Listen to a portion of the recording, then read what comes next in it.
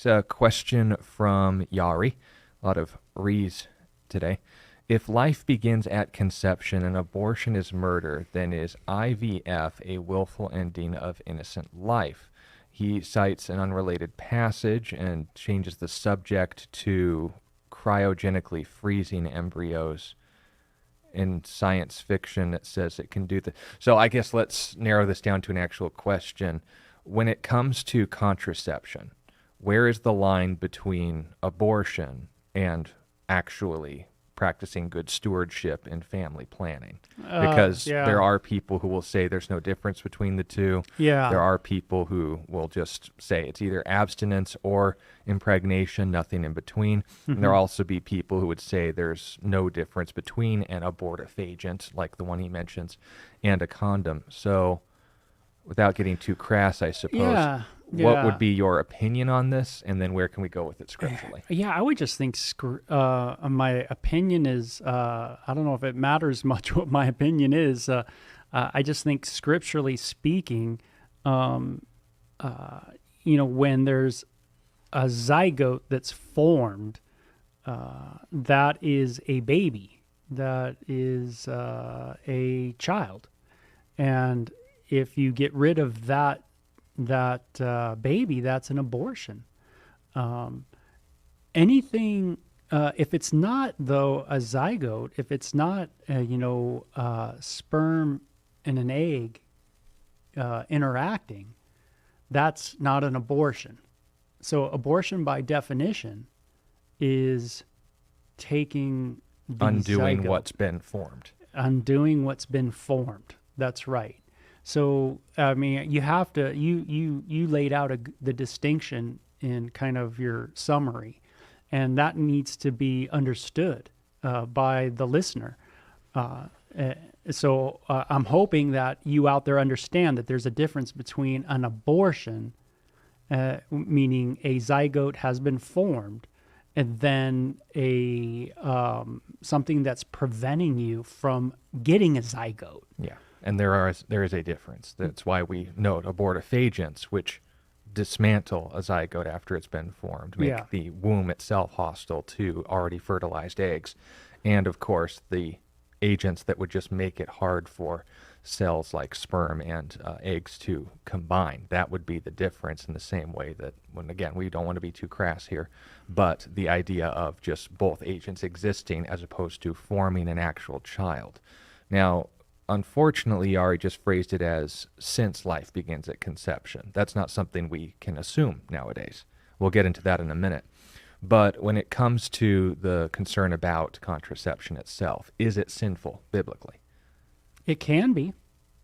And I would say it can be in the sense that, you can really, really make some serious decisions in your life by using contraceptives that could very much be something that's against your conscience under the Lord, or very much against your spouse's conscience under the Lord. So can it be? Yeah, it can be. It can be sinful. So it's something that, hopefully you and your spouse have prayed about, sought the Lord about, how many children you can have, or you want to have, or desire to have, that you prayed about that. Is there medical conditions that are guiding that decision making? There's a lot of nuance to that. So I would say, yeah, it could be sinful. Whatever's not done in faith is certainly sin. Having children is one of the most amazing things in our world. So it's something that you really need to pray about and seek the Lord on. Children are a wonderful treasure, the Word talks about. And so if you are preventing yourself from ever having children, then you need to contemplate that. I think you really need to look at the passages of scriptures and really pray about them. Yeah, and ever is the operative word. Ever, Obviously, when we're talking to people who are, getting their bearings as far as a career, they've just gotten married and they're Yep. trying to get their finances in order. Yeah. There's two passages generally that we recommend people to look at. First of all, as you've alluded to several times, but the idea that marriage is honorable above all and it's bed undefiled, that also includes the production of children. But there's another of, if a man, and this is in Paul's letter to Timothy as well, if a man does not provide for the needs of his own household, he has denied the faith and is worse than a non-believer. And this is going to sound weird, but it ties into an Old Testament principle in the Proverbs. We went over this with the junior hires last Sunday, so I want to bring it up while it's still fresh. Yeah. This is Proverbs 14:4. Where no oxen are, the trough is clean, but much increase comes by the strength of an ox. Now, how we obviously applied that in terms of family planning wasn't obviously in front of the kids.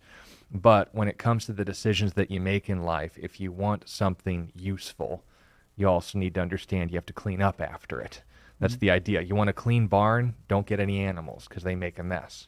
But if you want the kind of produce and productivity that only an animal can give you, you have to consider taking care of it. When we were talking with the kids, we kept the conversation with pets.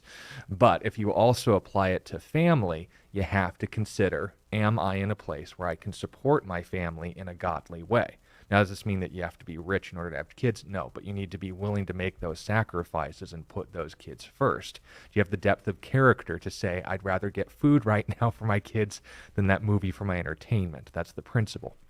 So when it comes to the roles family plannings have in the Christian life, the goal shouldn't be, I don't want to have kids because they're loud and smelly and they stress me out. Right. But at the same time, we should also take into consideration, and this is why we have counseling for these things, it's not a yes or no answer, when we are making any decision that affects more than us, which is pretty much every decision, we need to involve the Lord in it as much as possible. So when it comes to the nature of contraceptives, is it sinful? No. Like anything else, the heart you bring to it is. And if it's ultimately to say, you know what, we're married, and this is a good thing we can participate in, I'll let you figure out what the this is I'm referring to, but we aren't ready to have kids yet. That's the difference, yet and ever. That's the heart that you need to test and examine. Yep, good stuff. Yeah, good question. Yeah, and we'll get back to the issue of does life begin at conception in a moment, but going out to another question, hard to not take this one personally. Keep them coming. Guy wants to know, should certain people with cancer, autism, schizophrenia, example, not have any children? Because I hear some diseases are genetic and can pass down. Is this the same as the sins of the father visiting to the third and fourth generation? No. This discourages me from having children. Don't. I don't want them to have what I have.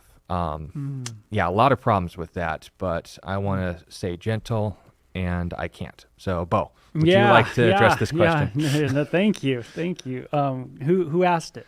G. Okay, thank you so much, G or Guy. First of all, I just wanted to say that, we all, in a sense, are disabled in one degree or another.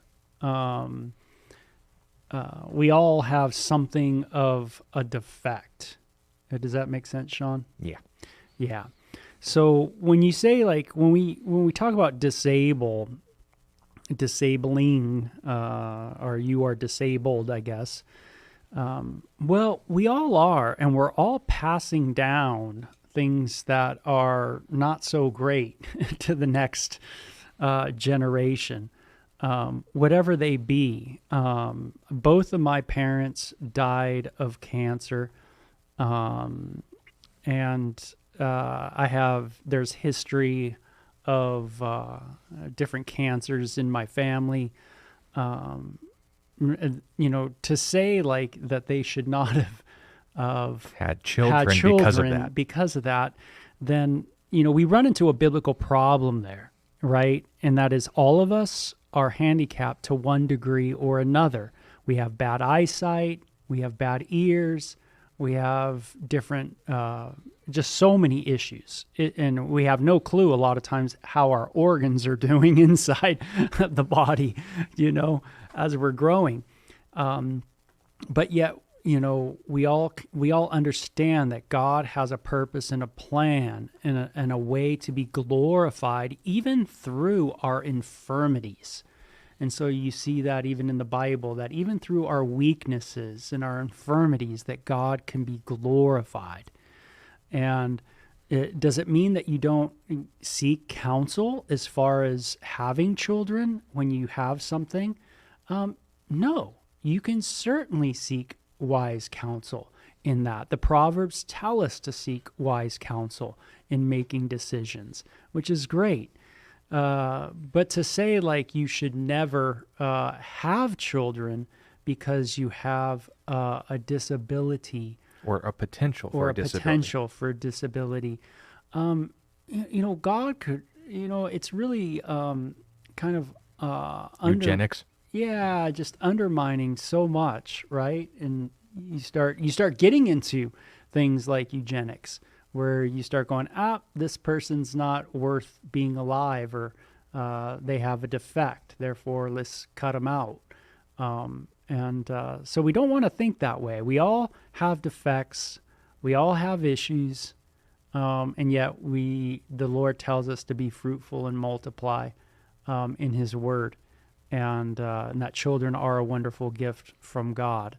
And so, God is big. He can do amazing things. So I would encourage you not just to cut that off.